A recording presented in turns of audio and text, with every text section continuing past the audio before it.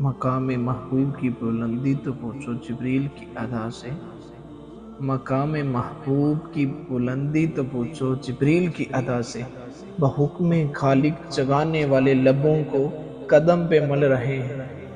حضرت بایزید بسامی کو سنیے، کہتے ہیں کہ ایک دن مجھے شوق آیا کہ حضور صلی اللہ تعالیٰ علیہ وسلم کی عصمتوں کو تو دیکھوں، تو معرفت کے سمندر میں غوطہ زن ہو گیا۔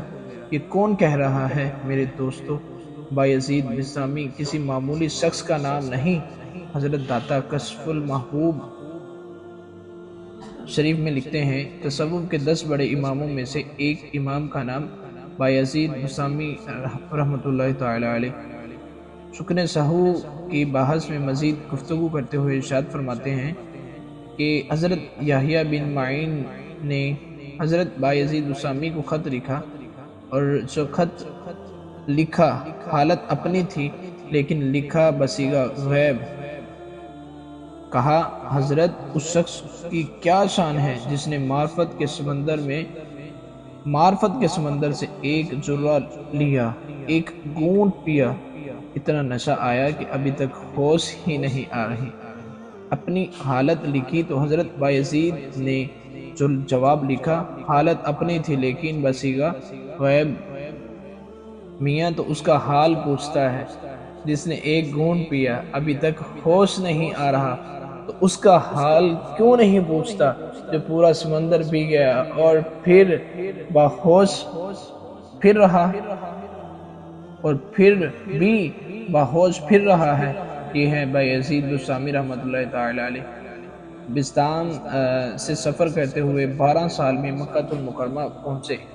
اتنا لمبا سفر نہیں ہے لیکن اتنی دیر اس لیے لگی کہ ہر قدم پہ 2 رکعت پڑھتے تھے۔ 12 سال میں جب پہنچے اور پہلی نظر جب کعبۃ اللہ پہ پڑی تو حضرت بایزید بسامی نے نگاہیں جھکا لی۔ مریدی نے کہا، شوق و رفتگی کے عالم میں کہاں سے چلیں؟ اب اللہ کا گھر سامنے ہے تو جی بھر کے دیکھتے کیوں نہیں؟ تو حضرت بایزید بسامی رحمۃ اللہ تعالی علیہ کہنے لگے کہ میں اتنی دور سے پتھر دیکھنے تو نہیں آیا، اگر میں نے پتھر ہی دیکھنے تھے تو بسام میں تھوڑے تھے۔ تو حضرت بایزید بسامی نے جب دوسری نظر اٹھائی تو کعبہ بھی دیکھا اور کعبے والا بھی دیکھا، اللہ اکبر، لیکن حضرت بایزید بسامی نے پھر سر جھکا لیا۔ تو نے کہا، حضرت اب کیا مسئلہ ہے؟ انہوں نے کہا، جب وہ نظر آتا ہے تو یہ درمیان میں پتھر نظر کیوں آتے ہیں؟ انہوں نے کہا جب وہ نظر آتا ہے تو درمیان میں پتھر نظر کیوں آتے ہیں؟ اللہ اکبر۔ اور جب تیسری نظر اٹھائی تو جدھر دیکھا اس کے جلوے ہی جلوے نظر آ رہے ہیں۔ تو یہ بایزید بسامی کی داستان سنا رہا ہوں۔ پھر شاعر، پھر دیوانے کیا خوب کہتے ہیں، دل میں جگر میں آنکھ میں، دل میں جگر میں آنکھ میں، بس تو ہی تو رہے، اس کے سوا نہ دل میں کوئی آرزو رہے۔ اس اہتمام شوق میں سجدے کروں ادا، تیرا خیال آئے تو دل باوضو رہے، اور جنت میرے نصیب کی مولا اس کو بخش دے، میرے کفن میں گیسوئے جانا کی بو رہے۔ اقبال نے بھی خوب خراج پیش کیا، کامل بستام از تقلید فرد، اجتناب از خوردن خربوزہ کرد۔ ساری زندگی خربوزہ نہیں کھایا۔ حضرت بایزید بسامی نے کہ خربوزہ کھانا سنت سے تو ثابت ہے، کھانے کے طریقے کی وضاحت نہیں ملتی۔ حضور نے توڑ کے کھایا یا کاٹ کے کھایا؟ توڑ کے کھانے لگتے تو خیال آتا کہ کہیں کاٹ کے نہ کھایا ہو۔ میں وہ سرکش ہوں جو آتا نہیں زیر دام، میں وہ سرکش ہوں جو آتا نہیں زیر دام، میں نہیں کرتا کسی سلطان دنیا کو سلام، مگر جب نام محمد پاک صلی اللہ تعالی علیہ وآلہ وسلم آ جائے تو میں غلام ابن غلام ابن غلام ابن غلام۔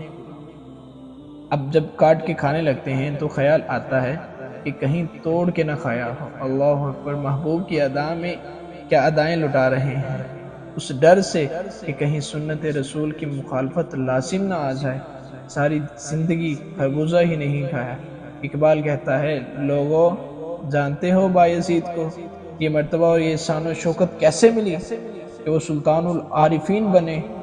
کامل بستام از تقلید فرد اجتناب از خوردن خربوزہ کرد، اطاعت کا جذبہ۔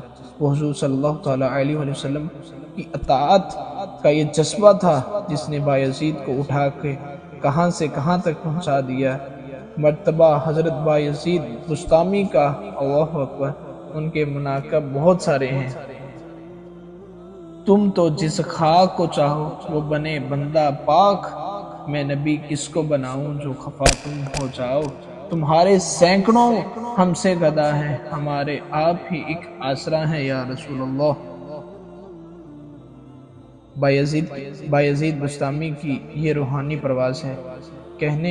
کہتے ہیں کہ ایک دن مجھے شوق ہوا کہ میں حضور صلی اللہ تعالیٰ علیہ وآلہ وسلم کی عظمت دیکھوں، تو معرفت کے سمندر میں غوطہ لگایا۔